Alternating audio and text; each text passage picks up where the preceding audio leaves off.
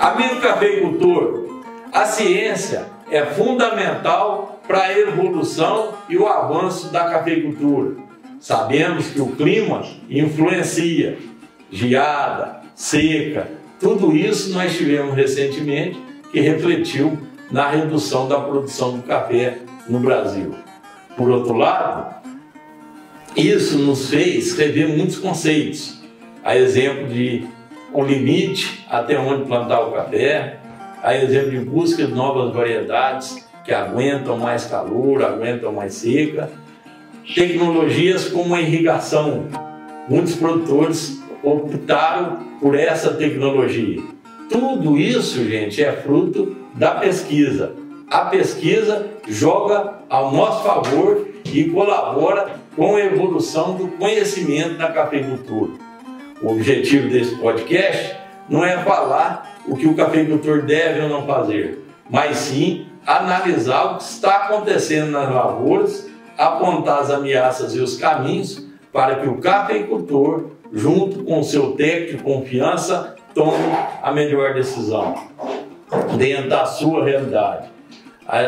Nós deixamos disponível para vocês a nossa experiência, a minha com mais de 30 anos trabalhando com café, a dos meus convidados ainda que são mais experientes que eu, que já eu vou falar quem são, e eu convido você, amigo cafeicultor, para nos acompanhar até o final e espero que isso colabore com a evolução de vocês e com a melhor tomada de decisão.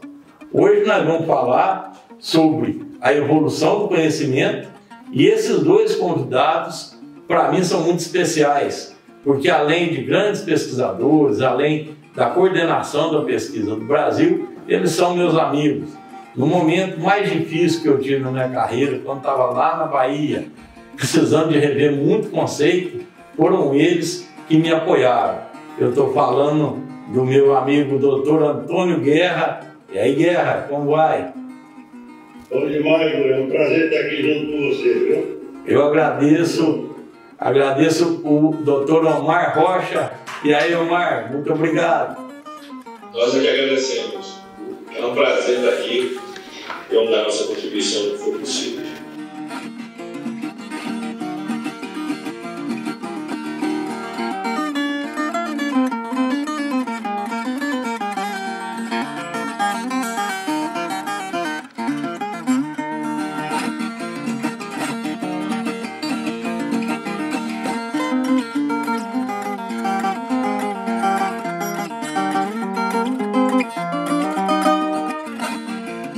Muito bom, nós tivemos aí um trabalho aí, eu pude participar de validação de importantes pesquisas que hoje parece ser muito comum, sabe, Guerra e Omar? Hoje virou revisões que são feitas, mas só nós sabemos o que nós passamos para aprender, né? E para tomar coragem para fazer algumas revisões e conceitos. Antes de tocar esses assuntos para frente, falar da pesquisa, falar de irrigação, falar de adubação, falar de estresse hídrico, eu queria falar um pouquinho do currículo de vocês. O doutor Antônio Fernando Guerra possui graduação em Engenharia Agrícola pela Universidade UFV de Viçosa, ele é mestre em Engenharia Agrícola também pela UFV, doutor em Irrigação pela Universidade do Arizona, atualmente é pesquisador da Embrapa, tem experiência na área de engenharia agrícola com ênfase no manejo da irrigação, atuando principalmente nos seguintes temas: sistema de irrigação, manejo de irrigação das culturas anuais, sistema de produção de café irrigado, e em 2012 foi designado como gerente adjunto da pesquisa e desenvolvimento da Embrapa Café, posteriormente em 2018 designado como chefe-geral interino da Embrapa, lá no Centro Nacional de Pesquisa, CNPCA. Atualmente exerce o cargo de chefe-geral da Embrapa Café. Falei alguma coisa errada aqui? Tá tudo certo? Por aí mesmo.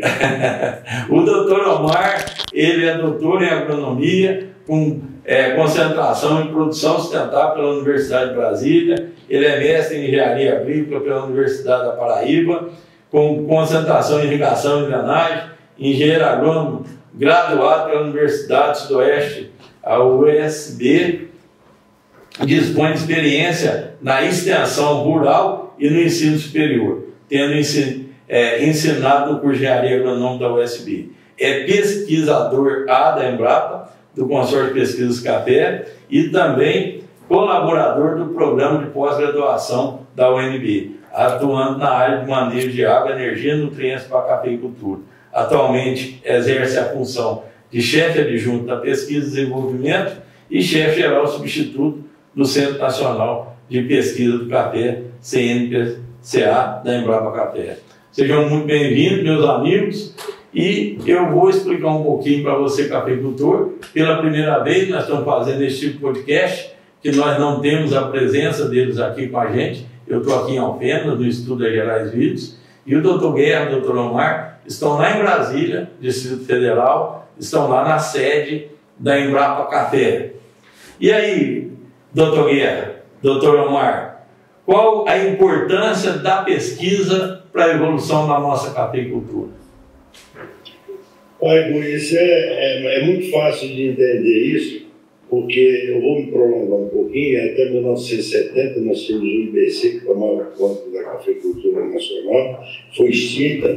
Nossas instituições de pesquisa, tanto a nível estadual como federal, ficaram à mesa, cada uma trabalhando sozinha, e em 96, 97, o MIDIC, o Ministério do Interior, né, de Indústria e Comércio, mais o MAPA, então fizeram o protocolo e o termo de constituição do consórcio Pesquisa Café.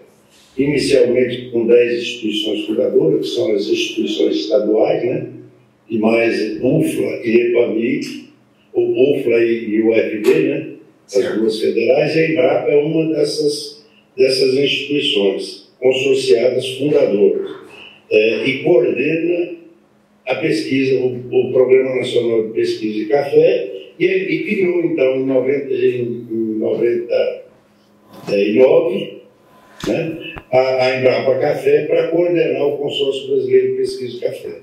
Hoje esse consórcio conta com 46 instituições, são mais de 1.000 pesquisadores, professores, estudantes, bolsistas trabalhando na cultura de café. Talvez seja a cultura com o maior número de pessoas envolvidas na pesquisa, que eu conheça, pelo menos. E a gente tem feito um trabalho assim, mesmo com pouco recurso, mas com muito esforço, no sentido de desenvolvimento da cafeicultura nacional, gerando conhecimento para permitir que os produtores, com todo o seu protagonismo, possam desenvolver a cafeicultura nacional cada vez, incluindo inovações, para torná-la cada vez mais sustentável. E aí eu falo tanto na parte econômica, como social, como ambiental. E é o tripé dessa que eu entendo como a sustentabilidade. O agricultor tem que ter renda para se manter na atividade. A parte social ela tem que ser preservada para que as famílias, são mais de 300 mil famílias com 82% de pequenos produtores com menos de 10 hectares. Ou seja, esse talvez seja o maior patrimônio que nós temos no Brasil, são as famílias de produtores rurais, e nós temos que manter esse patrimônio, se a gente quiser ter protagonismo no futuro na produção de café. E a parte ambiental, que hoje nós estamos sendo cobrados insistentemente pelos países no exterior, e nós estamos fazendo um trabalho muito grande no sentido de que a nossa cafeicultura não seja só apenas sustentável, mas seja regenerativa. Ou seja, com tecnologias adequadas, para que a nossa cafeicultura possa cada vez estar melhorando o solo, o ambiente ao redor da onde nós estamos cultivando esse precioso produto que é o café. Bom, eu vou deixar você fazer perguntas, senão eu vou falar aqui 2 vezes. E aí, Omar, fala um pouquinho dessa importância da pesquisa. Você que é um pesquisador que nos trouxe muita novidade lá atrás, quando nós estávamos batendo cabeça com questão de irrigação. Fala um pouquinho dessa importância né, de que a ciência por trás da decisão do cafeicultor, do agrônomo? Ciência, Gui, é desafio. Né? O Guerra fez toda uma trajetória para a pesquisa do país, lembrando que inicialmente o país precisava se estabelecer como país produtor e o IBC teve um papel importante em distribuir a cafeicultura no país, em tornar o Brasil o maior produtor. Mas em determinado momento o mundo começou a exigir café de qualidade, né? E a partir do momento que surgiu essa organização de pesquisa, esse consórcio, nós começamos a falar em cafés do Brasil. E hoje você sabe o que é o café diferenciado no mundo, que tem crescido cada vez mais na exportação. Né? Para você ter ideia, nós tínhamos produtividades baixíssimas. Há 20 anos atrás, acho que nós falávamos em 8 sacos, nós estamos falando hoje em produtividades acima de 30 sacos, com certeza, né, por hectare, falando por baixo. Né? Só que desafios novos vêm, a pesquisa está aí para isso. As questões climáticas se limitavam antes à questão de veranicos, de secas, né? Já fazia muito tempo que a gente tinha problemas com geadas. Nós temos tido problemas com geada até aqui nos Cerrados, né? Nos últimos eventos anteriores. Então, sempre é desafio para a pesquisa. E para manter o Brasil como protagonista no mercado mundial de café, para manter o Brasil produzindo cerca de 1/3 da cafeicultura mundial, nós não podemos perder o bonde. Para a gente manter esse protagonismo diante do crescimento que está tendo da cafeicultura, da demanda por café mundial, a gente tem que aumentar a produtividade. Para isso, não adianta aumentar a área, entendeu? A gente tem que aumentar, ser cada vez mais eficiente, produzindo café com qualidade, sustentável e dentro do modelo que o Guerra acabou de colocar aí, que é o modelo regenerativo. Perfeito. Destaca você, o Guerra, destaca alguma pesquisa que está sendo realizada hoje, que realmente você julga importante e mostra um pouco disso que vocês acabaram de dizer. Variedade, alguma coisa assim. Eu não sei se sou eu que vou falar, mas... Não, fica à vontade, os dois. Se a gente analisar a coisa com cuidado, hoje nós temos cultivares de café extremamente eficientes. Tem um trabalho da Embrapa, junto com a Epamig e Embrapa, de avaliação de cultivares, principalmente na região do Cerrado Mineiro, que agora está se estendendo para outras regiões de Minas Gerais, onde o produtor acompanha esses campos experimentais com esses testes de cultivares ao longo, desde a implantação até a colheita, depois do os testes de produção e a qualidade do café. E isso tem feito uma diferença muito grande em relação à credibilidade da pesquisa que está sendo feita, porque ela é acompanhada de perto pelos produtores, pelos cooperados, das cooperativas e assim por diante. Então, é um modelo extremamente interessante e demonstrou que algumas cultivares, por exemplo, têm uma capacidade muito grande de produzir cafés de excelente qualidade, ou seja, como é que se diz? Qualidades sensoriais diferenciadas.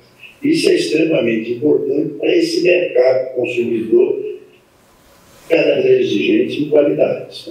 Então, eu acredito que, se a gente for falar nos trabalhos de pesquisa que estão sendo desenvolvidos, esse é um lado extremamente importante, mas um lado anterior a esse é a questão do melhoramento do café. Por quê? Nós temos que buscar, e todo o trabalho de pesquisa e melhoramento das instituições hoje associando o melhoramento à parte de como é que se diz? A parte de biotecnologia, no sentido de você chegar em resultados o mais rápido possível, sem gastar 30, 20 anos para chegar numa cultivar nova. E isso tem nos dado um poderio muito grande no sentido de buscar cultivares hoje que são resistentes, com resistência múltipla à doença, com tolerância a temperaturas mais altas e a estresse hídrico. Então é extremamente importante. A gente fala muito em estresse hídrico, Eu vou abrir um tema novo aqui para você. A gente fala muito em estresse hídrico, em alta temperatura, mas a gente também tem que entender que muitos produtores, às vezes, buscam informação em outros países, onde se trabalha em areia grossa, que defende irrigação diária no café. Aqui, se eu pegar um solo arenoso, a nível de Brasil, que não for lá na praia, em alguma praia dessa aí, se eu pegar um solo arenoso, ele gasta, depois de uma irrigação ou chuva, pelo menos 24 horas para drenar os macropódios. Então, se eu faço irrigação diária, eu estou mantendo o solo encharcado. E num solo encharcado, a planta não absorve água e nem nutrientes. Então, é muito pior excesso de chuva, ou seja, excesso de irrigação e de água, do que propriamente o estresse hídrico, dentro de determinados limites. Você tocou num ponto aí muito interessante, né, Guiar? Porque, para isso, nós temos uma pesquisa riquíssima aqui no Brasil, com muito fundamento solidificado, né? A exemplo do trabalho, né? E aí a gente já começando a falar um pouco da prática, dessa pesquisa com validação, levando no campo. Aí eu me lembro lá do Dr. Eusébio Medrado, grande pesquisador também na Embrapa, que me levou até conhecer vocês aí. Na época nós estávamos com um problema sério em relação à irrigação. O Dr. Medrado trouxe o programa, era Projeto Raioba, né, que nós implementamos. E aí nós vimos que além daquilo tinha mais coisa, né? E aí eu acho essa interação que nós tivemos naquela época, né, a pesquisa ir lá na roça, né, vocês pegar o carro lá da Embrapa e atravessar lá o Cerrado, chegar lá na Bahia para nos ajudar, né, e a gente passar para vocês o que eram os nossos problemas. Então, quer dizer, isso é uma coisa muito bacana, né, Guerra? Porque isso que você acabou de falar, ter que respeitar o solo, a gente falava de irrigação, mas não respeitava nem a planta nem o solo, né? Então, respeitava a capacidade do sistema, quer dizer, isso não é irrigação, né, Guerra? Então, tudo que você falou aí encaixa com aquilo que nós vivemos, né?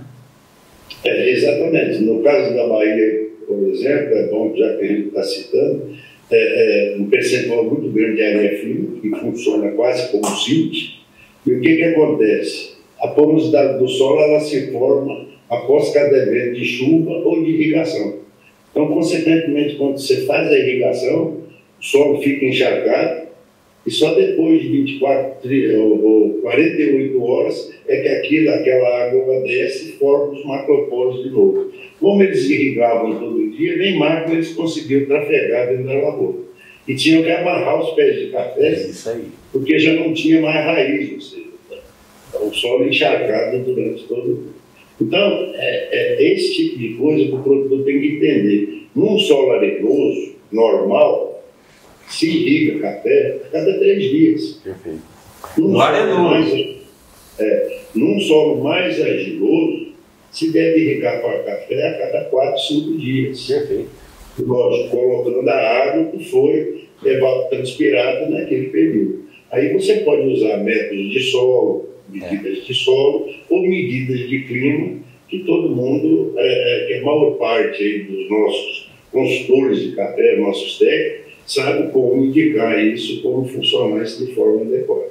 Então não adianta colocar água de mais nem de menos. É preferido de menos do que de mais, viu? Perfeito. Essa é o que eu aprendi ao longo do tempo. Ô Mar, quando o Guerra estava contando isso, passou na minha cabeça, lembra uma vez que vocês chegaram lá na Bahia e nós tínhamos um cafezinho novo, que tinha, sei lá, uns 6 meses de plantio, e que nós achamos a maioria das deficiências, e você falou, não, irmão, está errado aqui, não é o adubo, eu sei que vocês puseram, está errado é que a água está encharcando, então essa planta não está pegando, você tem que irrigar a cada 3 dias. Eu falei, estou lascado, como é que nós vamos ficar 2 dias sem irrigar isso aqui? Lembra disso, Omar? O interessante, passado assim na gente, né?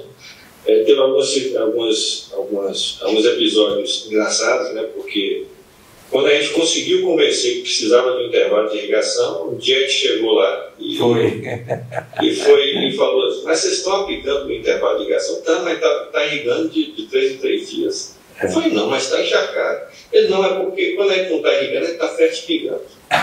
Também. Teve essa também. Então, na realidade, ele até colocou a questão dos intervalos de irrigação aí, às vezes a pessoa questiona, mas no solo de textura média, argilosa, eu posso chegar a 5 dias de intervalo de irrigação? Pode. É evidente que, às vezes, o sistema seu não tem capacidade de irrigar de 5 dias. Aí as questões operacionais que têm que ser ajustadas dentro da propriedade. Mas o que você não pode é deixar de dar um intervalo de irrigação, porque o intervalo de irrigação diz respeito a você respeitar a planta. Perfeito.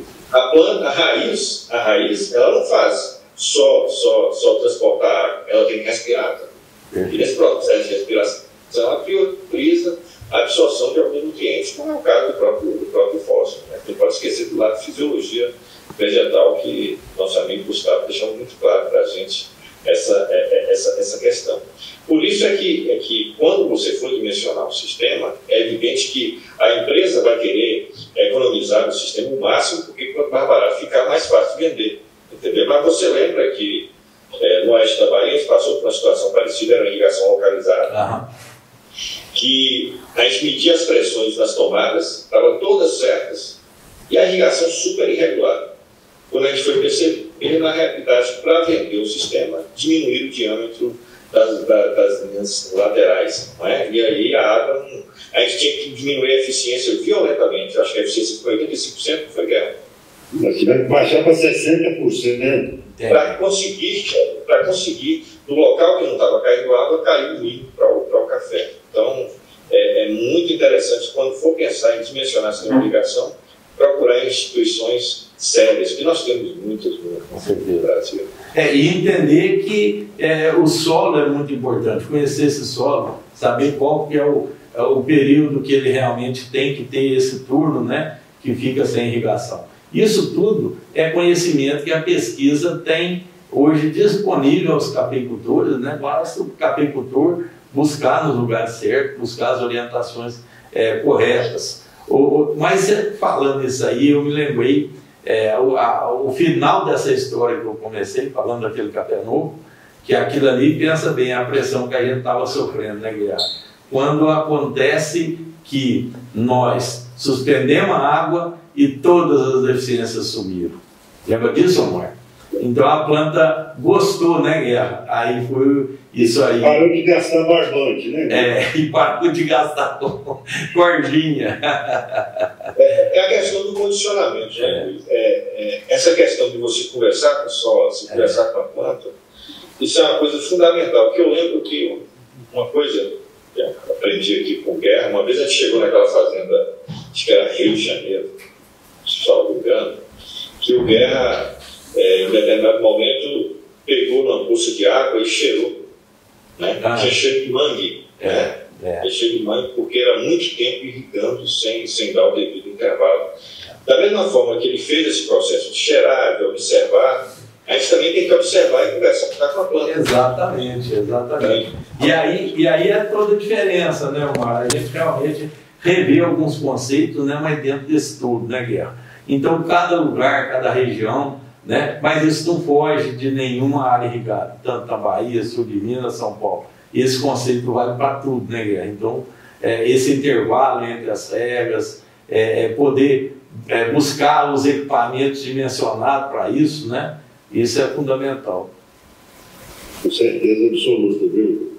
Outra coisa, nós apanhamos muito, né, na época da questão da aplicação do estresse. Se você leva com muita aí é o próximo assunto que você já segue nele, Eu já estou te puxando. Você está me puxando porque é o nosso próximo tema. Quando nós começamos a falar em deixar plantas 70 dias sem irrigação no período mais seco do ano e mais frio, aí que a pancada veio feia. Foi. Porque todo mundo dizia que nós íamos matar a planta. Foi. Só que as pessoas nunca pararam para pensar. Vamos pegar sul de Minas, por exemplo, a cafeicultura de sequeira. Se você passar 60, 70, 80 e até 90 dias sem chuva, no período aí de junho, julho e agosto, eu vou dizer 90 dias, e durante o restante do ano você tiver chuva bem distribuída em quantidade adequada, vai ser a melhor produção de café do mundo. Por que isso acontece? Primeiro, porque chuva bem distribuída, você não tem aquele mês chovendo todos os dias, dois meses chovendo todos os dias, não vai ficar encharcado. Você vai ter água, calor, água, ou seja, chove, drena, e a planta vai poder fazer todas as suas funções adequadamente. O período seco vai ser exatamente o que é um período mais frio, e vai servir para a planta se ajustar, sincronizar o desenvolvimento das gemas. E aí, quando vir chuva e essa chuva continuar, você tem a melhor florada do mundo e o melhor pegamento de florada do mundo, se as temperaturas estiverem adequadas. Então, analisando a sua cafeicultura de sequeiro e aquilo que a gente fez em relação à cafeicultura irrigada, que todo mundo achava um absurdo, achava que se eu botei o sistema de irrigação, eu tenho que irrigar todos os dias, o ano inteiro, sabe? Sem respeitar a fisiologia da planta. Isso foi o maior erro que foi cometido e ainda hoje é cometido, viu? Porque muita gente acha que durante aquele período seco ele tem que continuar irrigando o café. Só que às vezes o conhecimento não chega de que quando a planta passa por um estresse hídrico, não o estresse de matar a planta, mas o estresse adequado, 60, 70, 80 dias, esse água, vamos pegar sul de Minas. Você está aí no sul de Minas. E depois a irrigação ou a chuva vem em quantidades adequadas, você tem um entrenó a cada 14 dias. E se você estivesse irrigando durante o ano inteiro, durante aquele período frio, você ia ter quase 40 dias para emitir o entrenó. Ou seja, no final, a planta que passa pelo estresse hídrico, ela acaba crescendo mais, dando mais entrenós do que aquela que foi irrigada durante o ano inteiro. Olha que isso essa compensação as pessoas não conseguem enxergar. Porque aqueles primeiros entrenós que vêm depois do estresse hídrico é 14, 15 dias para um entrenó, depois vai para 20, depois vai lá para 30, 35 dias. E tudo que você está falando, Guilherme, no trabalho do Dr. Gustavo, que fazia parte da esquina, está tudo registrado, foi tudo medido. Então, quer dizer... E não é em um ano, é em vários anos. Então, quer dizer, é a ciência, né, Guilherme? A ciência provando o caminho, né? Exatamente. Nós só tivemos coragem de mostrar os resultados que a gente estava tendo depois de 4, 5 anos repetidos, né? Porque era diferente daquilo que estava escrito nos livros. É isso aí. Então a gente acha como meninos aprendendo uma coisa nova, e foi isso que foi bom, porque a gente veio de fora da cafeicultura, então o nosso olhar era diferente daquilo que todo mundo estava acostumado a fazer. Sabe? Só que aí a coragem faltou na época. Só depois de muita certeza de que a gente estava certo, é que nós tivemos coragem de mostrar realmente os resultados que a gente tinha. Gui, olha só a complementação em relação a essa questão do estresse. As pessoas acham que a ideia do déficit hídrico da sincronização de florada foi uma ideia que surgiu do nada. Não, ela surge inicialmente da observação. Como a gente não conhecia muito de café no início, a gente teve que buscar informações da origem. A gente percebeu que o café no centro de origem é um café uma cultura de formação gregária, que na sua região de origem, necessariamente ele passa por esse período de estresse. Exatamente, a evolução. A gente observou, a gente começou a conhecer a cafeicultura de Minas Gerais, que é uma referência para o resto do país, e Guerra já colocou aí. Necessariamente os melhores anos de produção são os anos que o café passa por um déficit, depois vem a chuva e não para. Então isso começou a dar um indicativo, além das pesquisas que já existiam do IAC, com o pai de Camargo lá, que foram fundamentais para nos dar um norte, alguma coisa desse tipo assim. Então pesquisa é continuidade de observação.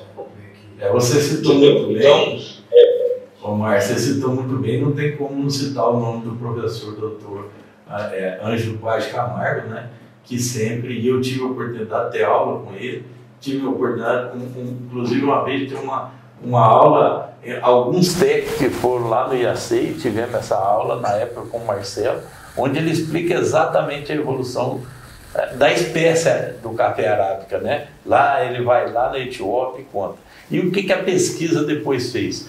Reaplicou, né? Foi o trabalho de vocês e realmente confirmou que esse estresse era necessário. Ô Guerra, e eu vou puxar um pouquinho para uma coisa que aconteceu aqui no sul de Minas, porque a visão nossa, Omar, era muito da irrigação aí do Cerrado. Chegou aqui no sul de Minas, Guerra, nós fomos irrigar lugar mais baixo.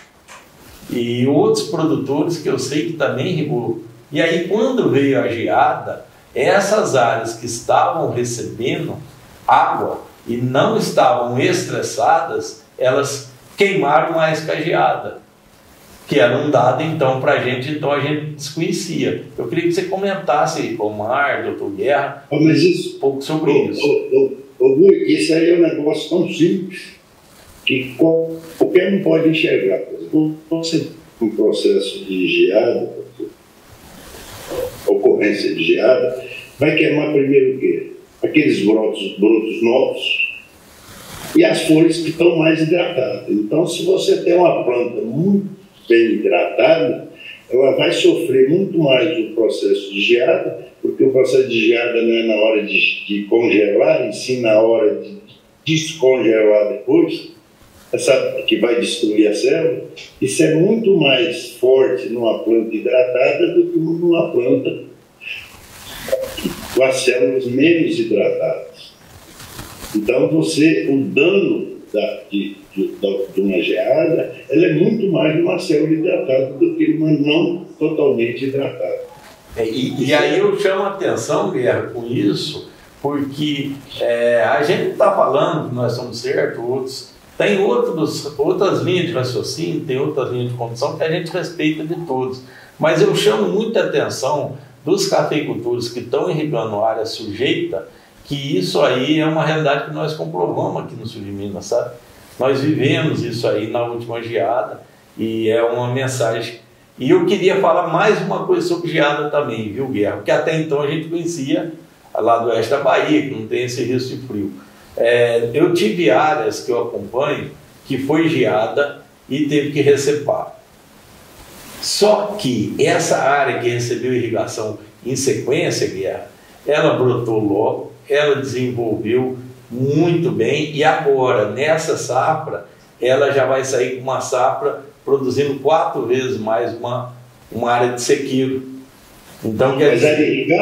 Irrigada, isso. Ela foi uma geada muito forte, cortou. Aí, só que quando recebe, ela desenvolve muito bem. E ela vai produzir 4, 5 vezes mais do que seria no sequeiro que a gente conhece, caso de lavouras ao lado. Quer dizer, a irrigação numa área sujeita a geada, se o produtor puder irrigar, ela é um excelente instrumento também, né, Guerra? Você recupera muito mais rápido, né? Porque você não vai esperar todo o período de seco para começar a voltar a chuva para a planta poder começar a recuperar. Você, a partir do momento que você teve o problema, você pode fazer a sua poda de acordo com o nível de geada. Isso, perfeito. Daquela lavoura que ficou sujeita, e a partir daí, então, entrar com adubação e com irrigação. E fazer com que a planta retorne à situação anterior, o mais rápido possível. Então, isso eu acho que é uma coisa também que nós aprendemos com essa geada nas áreas irrigadas, sabia? Quer dizer, se o produtor puder irrigar, ele vai correr risco só do frio. Não é só área de geada. Eu vou dizer uma coisa para você. Se você pegar a produção de café irrigado e não irrigado no Brasil, você vai ver que a média de irrigado é maior, bem maior, quase que o dobro da média do não irrigado. Então, todos aqueles que têm condição de controlar um fator que nos últimos anos tem demonstrado ser drástico para a cafeicultura, para ter sucesso na sua lavoura, que é a água, a disponibilidade de água no momento certo, em quantidade adequada. Se você pode controlar esse fator, o seu risco é muito menor. Outra coisa que ninguém fala é que quando você utiliza a irrigação Utilize o estresse hídrico controlado naquele momento sério. Você tem a oportunidade de, numa previsão climática, sabendo que vai vir um golpe de calor, temperatura muito elevada na frente, de voltar à irrigação antes, para que você tenha o pegamento da sua florada antes daquela condição de temperatura alta. Perfeito. E aí, aquela temperatura alta, depois do pegamento da florada, já não vai mais afetar a sua lavoura, como vai afetar aquele que vai florar a lavoura no momento de temperatura mais elevada. Então, a irrigação te dá essa oportunidade de você tomar a decisão e fazer sua lavoura florar no momento certo, em temperatura adequada, em condição adequada. Por isso que é importante a técnica de irrigação. É uma pena que nós temos uma área muito pequena, uma área de café no Brasil, irrigada hoje. Perfeito. Ela está aumentando, né, Guiar? O que eu queria, sabe, Omar, é chamar a atenção também nesse tema, que tem muito produtor que já falou comigo, que tem medo de tirar a água e depois lá na frente, na hora de retornar a água, ele não conseguir voltar à água necessária. Então ele acredita que tem que manter esse solo, sabe, como se fosse uma reserva de água, senão lá na hora que ele quiser voltar ele não consegue com essa reserva, ser pior. O que você fala disso? Você tem várias situações, só um minutinho. A situação de você não conseguir, porque não tem um equipamento adequado, ou porque não vai ter água disponível para você fazer a irrigação naquele momento. Mas, uma coisa eu digo para você, se você manter o café mais ou menos irrigado, ou seja, fazendo aquela subirrigação ao longo do tempo, isso é mais prejudicial para a planta do que se você deixar ela passar por um estresse e depois voltar à irrigação. Não sei se você consegue entender. Porque quando você mantém, veja bem, uma planta de café a nível de laboratório, muitos fisiologistas às vezes pecam por isso, pensa numa planta num vaso. Num vaso, uma semana ela gastou a água e entra em estresse. Mas no solo, a nível de lavoura, aquela planta ela passa 30 dias sem entrar em condição de estresse hídrico, porque ela vai consumindo a água da parte superior para baixo. Perfeito. Chega num determinado momento, 90% das raízes pode dar até 50 centímetros, mas você tem um pequeno número de raízes a maiores profundidades, 2, 3 metros de profundidade. E aquele pequeno número de raízes, ele é suficiente para hidratar a planta durante a noite, quando os estômagos estão fechados. Então, essa questão de você ficar irrigando ou subirrigando a planta, por assim dizer, ao longo do tempo, é muito mais prejudicial do que se você deixar ela passar por um determinado período de estresse hídrico e voltar à irrigação depois. Mesmo que essa irrigação volte, uma quantidade, às vezes, não suficiente para uma florada completa. Porque você vai ter uma primeira florada em função daquela irrigação que você fez depois do estresse e, possivelmente, se não for completa, você vai ter quando voltar a chuva. E aí, Omar, justifica ter esse medo? Principalmente o pessoal de gotejo, viu, que fala isso. Eu vou falar sinceramente do ponto de vista empresarial. Uma pessoa que investe no sistema de irrigação, antes dele pensar no que ele vai fazer com a lavoura, ele tem que ter noção da capacidade do sistema dele, entendeu? Então, por isso que eu fiquei muito... Eu fiz questão de enfatizar o sistema que você está comprando. O sistema tem que ter capacidade para aplicar a quantidade de água que precisa. Ele tem que ter muito bem definido que a quantidade de água que ele tem é suficiente para ele irrigar a área que ele está se propondo, entendeu? Então, é uma relação matemática. Se você está com medo, provavelmente é porque alguma coisa no seu sistema foi dimensionada de forma equivocada. É evidente que quando eu vou botar água, seja o sistema localizado, seja o sistema de aspersão, né? Eu tenho que pensar que eu estou voltando água naquela profundidade, né, que prevalece o sistema radicular. Né? Eu não vou encher o solo de água. Eu vou provocar o retorno da absorção de água e dos nutrientes que eu apliquei. Então, eu vou criar aquela condição ali de voltar, de concentrar minha irrigação 3, 4, 5 dias, que aí vai ser direto até preencher o perfil, para que a planta consiga florar e estabelecer aquele fruto ali. Entendeu? Então, se eu partir para uma irrigação, eu tenho que ter noção do que eu tenho na mão para utilizar. Caso contrário, eu vou fazer uma sub-irrigação. E aí vem a questão do Guerra, e a pergunta que eu coloco aqui, que é uma pergunta que um produtor fez para mim, que provocou vários estudos que a gente pode conversar aqui. Eu tenho pouca água. Em que momento eu devo priorizar o uso dessa água? Entendeu? Perfeito. Aí já é uma outra situação. Isso. Ele tem a água como forma de garantir o pegamento. Isso. Aí é outra coisa. Entendeu? É evidente que essa área vai ser uma área que, nos anos que venha a produzir mais, que tenha uma distribuição de chuva melhor, ela vai ter uma produção adequada, mas nos anos eu sei que ele vai ter que priorizar algum momento. Aí eu pergunto para você, qual é o momento de priorizar uma irrigação? Né? É justamente isso que você tem que... Vai para o florescimento, né? Exatamente. Agora, isso aí é uma irrigação que a gente chama de irrigação de salvamento, né, Guilherme? Né? Mas no caso específico de profissionais de agricultura irrigada, isso tem que ser muito bem dimensionado. Perfeito. Só completando o que o Omar disse, imagina que eu tenho uma área aqui, eu vou botar de 10 hectares irrigados. Está lá com o meu sistema de irrigação. Eu chego lá na frente, eu apliquei o estresse hídrico, chego à conclusão que lá na frente eu não tenho condições de jogar, de aplicar 30, 40 milímetros para toda a lavoura. Eu aplico na metade e arrisco só a metade. Entendi. Não sei se você está entendendo. Perfeito. É uma questão de bom senso. É isso aí. O Guerra, sempre eu peço para os nossos convidados, eu deixo aberto para vocês, deixar uma dica para o cafeicultor. Então, pensa naquele cafeicultor que está aqui no sul de Minas, ou São Paulo, ou na Mogiana, e está irrigando. Qual seria uma sugestão que vocês poderiam deixar? Fica sem água de tanto a tanto, deixa uma dica para esse cafeicultor. Se eu fosse produtor, e um pouquinho que eu conheço, por exemplo, da região do sul de Minas, Mogiana, vamos pegar o sul de Minas. Eu começaria a suspender minha irrigação no início de junho.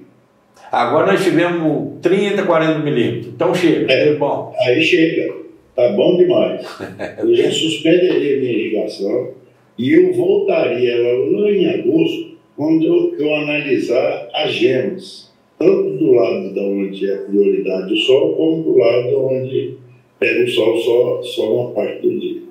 Analisa as gemas e analisa o que está se prevendo em termos de clima. Perfeito.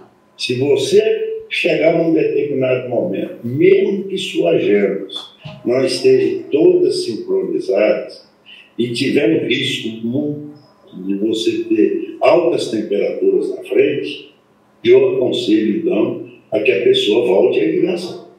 Perfeito. Para garantir aquelas gemas que já estão. Porque aí você vai ter, no máximo, 2 floradas.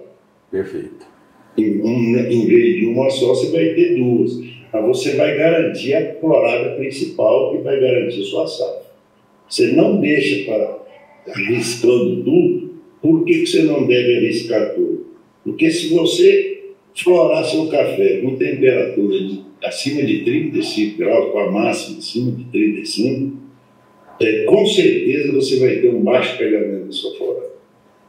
E aí, porque o tubo político não vai se desenvolver o suficiente para que o pólen, o grão de pólen, atinja o óvulo lá embaixo. Ou seja, ele vai amadurecer antes. Consequentemente, você não vai ter um bom pegamento da florada. Então, vale a pena você analisar o seguinte: a previsão é de que nós vamos continuar com temperaturas mais baixas. Você pode aguentar isso aí até início de setembro. Perfeito. Se houver uma previsão de altas temperaturas ocorrendo na frente, volte à irrigação e garanta aquilo que você tem na mão. Guilherme, e cafezinho novo pode tocar irrigando direto? Café que plantou esse ano, por exemplo? Você tinha passado para mim questionamento, por exemplo, é um cafezinho novo, um replante. Isso. Eu mandei para vocês essa semana, de um assistido lá de Três Pontas, que a gente tem replante lá na rua. Você tem um café novo, você já poderia entrar com estresse se a lavoura tivesse todo o uniforme. Como você fez um replante, e essas plantas do replante ainda estão muito atrasadas, é melhor continuar tocando a aplicação de água e deixe para aplicar o estresse no próximo período. Ô Guilherme, muito bom, mas o pessoal aqui do estúdio já está me falando, o tempo vai voando e nós ainda temos um assunto para entrar, que é a adubação do café, a construção da fertilidade. Então nós poderíamos continuar falando de irrigação por mais tempo. De repente lá no final, lá em agosto, se vocês concederem para a gente mais um bate-papo como esse, a gente podia terminar essa fase do estresse comentando a importância, né, de observar desenvolvimento, como você falou.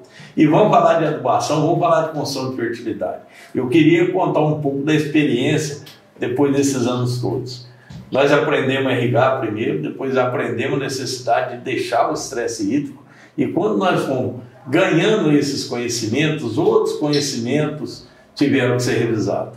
E nós tivemos a questão do fósforo, né, Guerra? Que foi realmente um grande impacto na cafeicultura. Muitos acreditavam que o café, por exportar pouco fósforo, ele não precisava desse elemento. E aí o que acontece em relação ao fósforo? Nós vamos entender melhor esse elemento, né, Omar? Nós vamos entender que ele é energia e que se a planta não tiver energia, o negócio vai para outro sentido. Nós tivemos que rever o posicionamento de potássio, né, que pelo uso constante de fórmulas muito ricas em potássio, e tivemos que rever, porque essas fórmulas muito ricas em potássio e baixa de fósforo, né, nós precisávamos dar uma mexida nisso, e isso fez parte de nossa história, da minha história profissional, e eu só consegui rever esse conceito graças à ciência, graças ao trabalho da sua equipe, Guerra. Fala um pouco sobre. Você que sabe, você está livre. Começando isso aí, quando eles me chamaram para trabalhar com café, eu trabalhava com cultura nova. E eu, como filho de produtor de café, né, de cafeicultor, eu falei, nunca mais mexo com isso, porque eu sabia o que era você levantar cedo para colher café, você capinar café, você lavar café em poço naquela época, né? Fazia poço com água e lavava o café. Era uma vida que ninguém queria mais. Então, quando nós começamos a trabalhar com café no Embrapa Cerrados, eu só disse o seguinte: eu só vou trabalhar com café se eu puder trazer aqui algumas pessoas da cafeicultura, que é fisiologista, a parte de adubação, a parte de fisiologia, ou seja, que eu puder trazer pessoas aqui para a gente poder ganhar. E com isso, nós montamos um sistema onde nós testamos desde o início a parte da irrigação, a parte do estresse hídrico, a parte de níveis de NPK, entendeu? Ou seja, a parte de espaçamento de café e de cultivares de café. Então, esse trabalho do Sanzonovski, que era a questão dos níveis de adubação, ele mostrou que, ao longo daquele período todo, a gente tinha uma resposta linear a fósforo até 300 kg por hectare, P2 oxígeno. E estava tudo contra o que se fazia, porque a gente aplicava 20,020 no café. 25, 40 quilos por ano, 60 quilos. Exatamente. E aí, quando a gente com medo de apresentar esse resultado, exatamente por quê? Porque estava contra tudo que se sabia de café. Bom, na questão do oeste da Bahia, o que nós fizemos? Quando aplicou irrigação de forma adequada, estresse hídrico, aí o Rui nos chama lá e diz o seguinte: mas meu café cresceu, mas não produziu gelo. Você lembra disso? Opa, como hoje. Aí tirava e falava assim, ó, gagueluto. Cara, eu não entendia nada do que era gaguelar, mas gagueluto. A gente é gagueluto. Aí fomos analisar tudo que era feito no oeste, nas áreas do oeste da Bahia e o que nós fazíamos no CPAC. Porque a cafeicultura no oeste da Bahia começou na mesma época que nós começamos os experimentos no CPAC. 2000, basicamente no ano 2000. Então eram cafés de mais ou menos a mesma idade, com um comportamento diferente. Aí voltamos no CPAC, você lembra? Tínhamos o que era dose zero de fósforo, até 600 kg de fósforo. Vimos o que era zero de nitrogênio, até 800 kg de NM, e na mesma história do 0 a 800 kg de K2O, ou seja, cloreto de potássio. Quando nós percebemos o que estava na Bahia e o que estava no CPAC, e às vezes em parcelas, o mesmo material genético, né? Perfeito. Falando certo, está aqui a explicação. A planta não tem energia. Ela cresceu, mas ela deu prioridade ao crescimento e não teve energia, ou seja, não teve ATP para poder garantir a gente. Uma observação, é que a gente pegou o histórico das áreas. Isso. Levou que aquelas áreas que receberam a ocupação fosfatárica produziram genes. Aquelas que não receberam, mesmo tendo fósforo no solo, né? Ela tinha área com 100 ppm de fósforo. Por isso que não recebeu, né? Bem lembrado, Marco.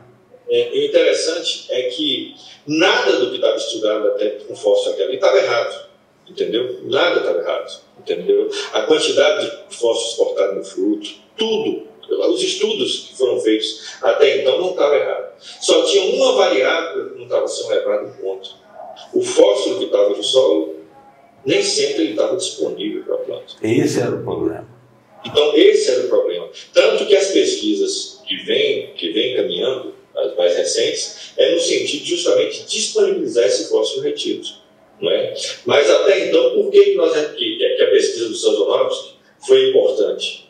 Foi porque na falta de experiência com o café que ele tinha, entendeu? Ele repetiu o que ele fazia com o manual. Ele foi subindo a dosagem de fósforo, entendeu?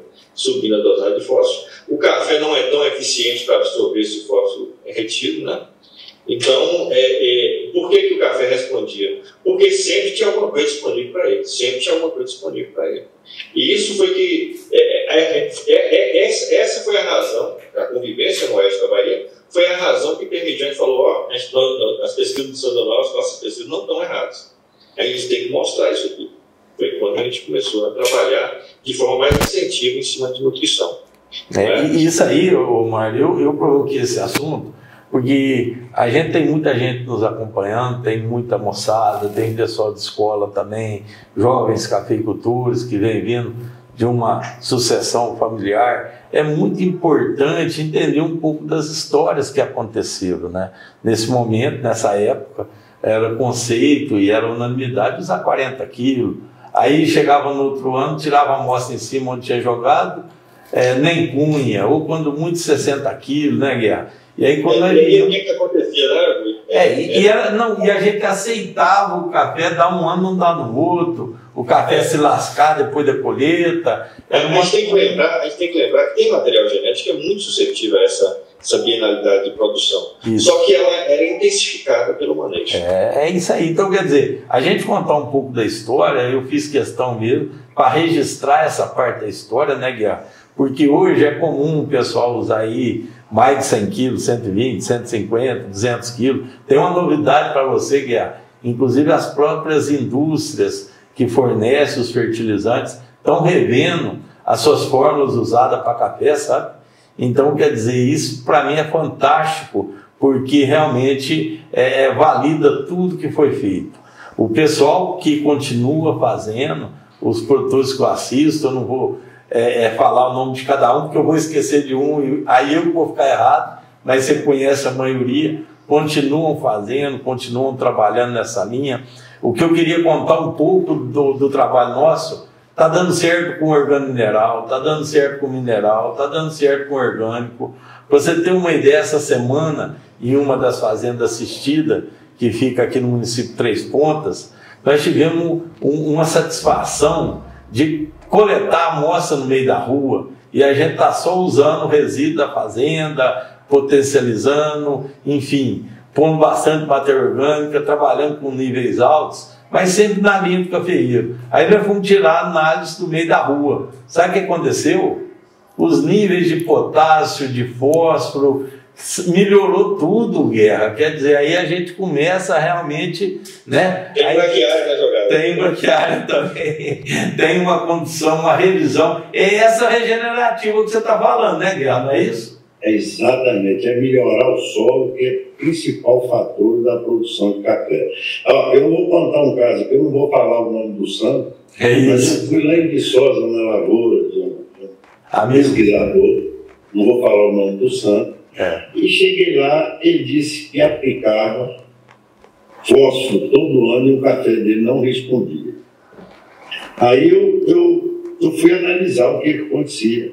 Ou seja, todo ano ele pegava e raspava tudo por meio da linha. Na linha de café não tinha nada, mas no meio da linha estava uma beleza. Ou seja, aquilo que o café produzia, ele não estava tirando ali na copa do café, ele estava lá na entrelinha buscando alguma coisa lá, que é onde estava o filé mignon que ele comesse. E aí, Guerra, é muito importante a gente mostrar que isso aí também, como o doutor Omar já falou aí, não vem de uma sacada, de uma ideia fantástica, não vem nada disso, isso é pesquisa.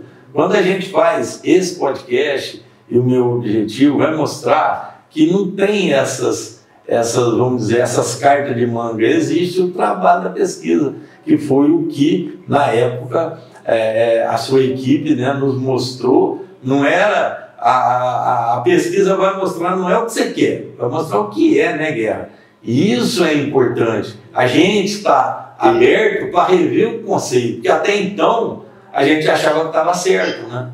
E eu vou ser franco para você, não é porque eu estou na sua frente, não, mas eu gostaria de te agradecer em público, porque você, na época, teve a coragem de botar a cara na frente para assumir ou para aceitar e experimentar aquilo que uns moleques, uns meninos mais velhos, mais meninos velhos, querendo na atividade. Exatamente. E também por ter levado isso, porque nós não tínhamos perna para isso, para o sul de Minas, que feito o trabalho que você fez junto com as pessoas que trabalham junto com você, e mostrado que realmente aquilo não é por cerrado, aquilo é por de uma forma geral. É uma tecnologia que serve para todos, né, Guerra? É uma tecnologia que serve para todos. E aí eu chamo a atenção, em cima justamente disso, a importância da interação dos centros de pesquisa com a produção, com o setor produtivo, realmente. Porque essa interação, ela gerou outras linhas de pesquisa. Não sei se você sabe onde eu quero chegar. Porque naquele momento que a gente trabalhava no CPAC, na Embrapa Cerrados, a gente, até por uma questão de pouco recurso para manter as lavouras, a gente conduzia braquiária no meio da lavoura ali, que era a única forma que tinha. Então, é interessante chamar a atenção da importância da interação da pesquisa científica com o setor produtivo. Você não pode pesquisar sem saber realmente quais são as dores do setor produtivo, porque uma interação constante gera outras demandas de pesquisa. Perfeito. No caso específico da braquiária, o CPAC conduzia todos esses experimentos, inclusive esses com estresses, na presença de braquiária, até por uma questão de economia, porque a gente passou por determinados momentos no projeto de pesquisa em que tinha dificuldades em relação à manutenção. E isso começou a ser replicado no campo, naquelas áreas que a gente visitava lá. E começaram a chegar questionamentos nesse nível. Eu tenho percebido que tem mais umidade no local onde tem braquiária. Eu não tiro mais a braquiária daqui. Então, isso provocou um outro projeto de pesquisa para entender se, de fato, a presença da braquiária trazia benefícios para a cafeicultura. Perfeito.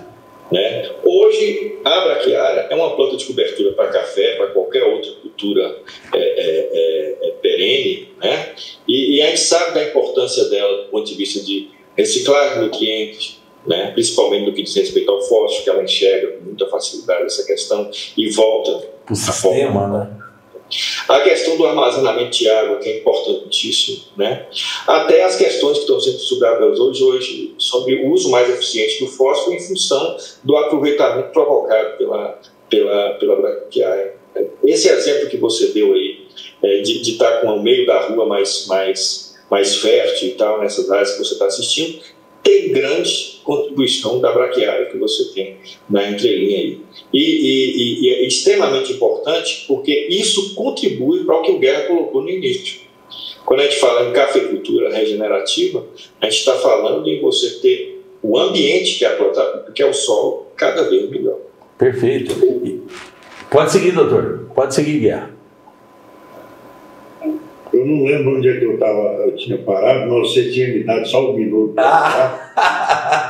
Quem sou eu, doutor Guerra? Quem sou eu? Eu gostaria de dizer o seguinte, nós podemos fazer outros podcasts desses, conversar. Com certeza. Se você quiser, talvez, trazer outros técnicos. Talvez o Gustavo seria interessante. Para que a gente possa continuar essa discussão, a gente está aqui disponível para isso. Tá, joia. É lógico que nós temos que marcar um pouquinho com antecedência, porque a correria é muito grande. Perfeito. Mas nós podemos ir ao longo do tempo ir conversando, discutindo. Você pode trazer alguns produtores para participarem disso, outros técnicos da cafeicultura, para que a gente possa trocar ideia. É porque isso é um papo franco. Ninguém está aqui querendo ser dono da razão, e eu me sinto muito feliz da nossa amizade, da amizade que eu tenho com os produtores aí do sul de Minas, e que a gente, como é que se diz? A gente trabalhou junto, nós vimos o resultado, e isso, para um pesquisador, é a melhor coisa do mundo. O que a gente ganha é quando você vê as pessoas que estão utilizando algum conhecimento, que você teve alguma participação nele. Então, eu estou muito feliz com isso, te agradeço eternamente por isso. Só vou cobrar o pão de queijo como leitor. Pode vir, tá no crédito. Nós estamos juntos e se colocar em Embrapa Café, à disposição dos produtores, dos técnicos, qualquer dúvida, o que a gente puder ajudar, se a gente não souber, nós temos os técnicos nas outras instituições de pesquisa que a gente pode acionar para ajudar a fazer com que o setor cada vez se torne cada vez mais eficaz e eficiente. Tá? Guerra, eu agradeço muito a participação de vocês. Essa questão de fazer diferença na vida das pessoas, é isso aí. Eu acho que esse é o grande papel, né, da ciência, é o grande papel nosso, que nós fazemos parte dessa, né? Vocês na pesquisa, a gente tentando levar isso aqui através dessa extensão, e hoje é um modelo novo que a gente está defendendo, né? Um modelo de chegar numa linguagem mais próxima do cafeicultor possível. Eu queria pedir licença para vocês e agradecer a todos que me apoiam, o pessoal que me apoia, as empresas que me apoiam no site, que me apoiam no canal, que realmente viabiliza a gente conseguir fazer isso de maneira gratuita para o produtor, sabe, Guerra? Que também é uma coisa muito importante. Então, eu agradeço a boa vontade de vocês, e eu quero realmente que a gente já, vamos colocar no radar já uma próxima bate-papo desse, colocando o produtor junto, né? Quem sabe no retorno das águas das irrigações. E, enfim, eu só tenho que agradecer vocês, agradecer a parceria e falar que quando vocês aparecerem para cá também, a gente poder fazer isso aqui presencial, fazer um podcast presencial e uma visita nessas áreas que continuam validando a tecnologia desenvolvida aí na pesquisa. Eu acho que isso já validado. Validado não. Continuam praticando aquilo que nós já validamos, né? E com diferença, né? Com diferença, inclusive, de jeito de pensar nas coisas, sabe, Guerra? E buscando essa regenerativa, buscando esse modelo equilibrado, sabe? Que eu acho que vai ser bom para todo mundo, se Deus quiser. tranquilo. Romano? É isso aí, Gui. Nós somos muito gratos, né, por você, por todo esse grupo que trabalha muito aí. Lembrar sempre que a cafeicultura, 80% é agricultura familiar, mas essa área não é para amador, né? Então, o conhecimento é indispensável para você ter sucesso na cafeicultura hoje. E eu não estou falando de conhecimento científico somente. Eu estou falando de conhecimento do café, de conhecimento do ambiente que você está vivendo. E o que nos impressionou desde quando nós começamos a trabalhar com café foi o amor desses produtores pelo que eles fazem, né? E isso empolgou e acabou envolvendo todos nós, que hoje estamos atuando na gestão, mas com o mesmo carinho pela área. Eu agradeço de coração a vocês. Eu só tenho que agradecer vocês que disponibilizaram. E aí, Guerra, deixa um abraço aí para todo mundo, uma mensagem final. Podemos esperar simpósio para o ano que vem? Como é que vai ser?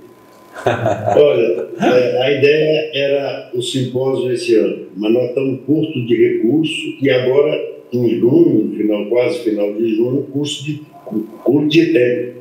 Ou seja, seria impossível a gente programar e fazer isso esse ano. Mas nós temos uma proposta, uma promessa do nosso novo ministro, de que vai melhorar um pouquinho o recurso para pesquisa, e, consequentemente, isso acontecendo, no ano que vem nós vamos fazer o próximo simpósio do café. Esse simpósio ele já está definido que ele vai ser em Minas Gerais. Opa. E as cooperativas do Cerrado, Sul de Minas, ou seja, querem que ele ocorra em Uberlândia. Ou seja, facilitando, que é uma cidade que tem como comportar esse número de pessoas, né? E seria muito bom se isso acontecesse, porque nós estaríamos ali do lado da onde está se produzindo café. Até em comemoração, né? Porque ano passado, esse ano, a gente entrou nas 5 décadas, né? Que a cafeicultura veio para o Cerrado. Então, beleza. É importante. Vamos torcer para que isso aconteça, né? Então eu agradeço muito ao Mar, agradeço muito Guerra. Como sempre, posso contar com vocês, e vocês sabem que daqui também é só chamar que nós estamos a postos. Um grande abraço para vocês. Um abraço, Gui, equipe. Deus esteja com todos. Amém. E você, Cafeicultura, agradeço por ter nos acompanhado até o final, e, se Deus quiser, vamos continuar colocando mais episódios com conteúdo profundo, conteúdo técnico de alta qualidade para vocês. Continue nos acompanhando, inscreva no nosso canal, deixe o joinha, isso tudo nos ajuda muito. Até o próximo.